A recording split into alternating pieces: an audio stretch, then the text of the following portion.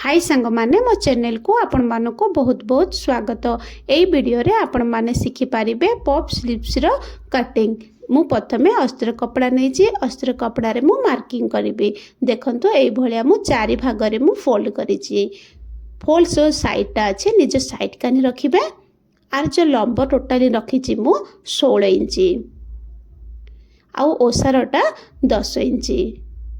एबे हाथर लंब नबा, हाथर लंब रखी 11 इंची हे गला। एबे ताको सीधा लाइन टाणी दबा।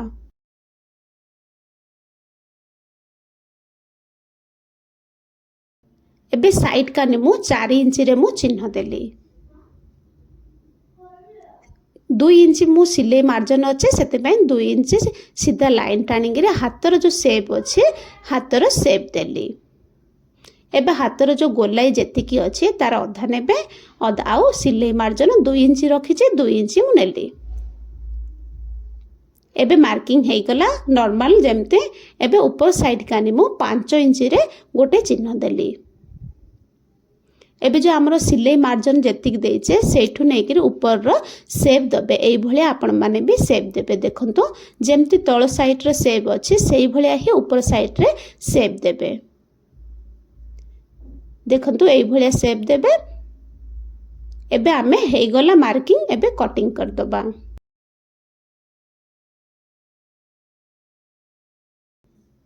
जदि वीडियो भल लागे तो वीडियोटा को लाइक कर देबे, मो चैनल को सब्सक्राइब करिवे।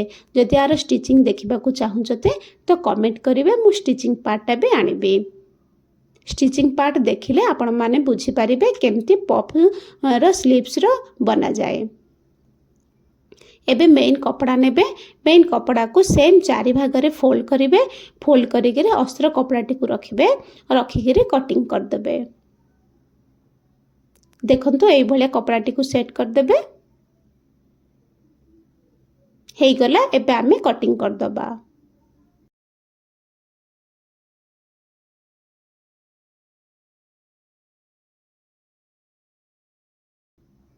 कटिंग हेई गला। पुणी मिसिबा आमे नेक्स्ट वीडियो रे। रहूची।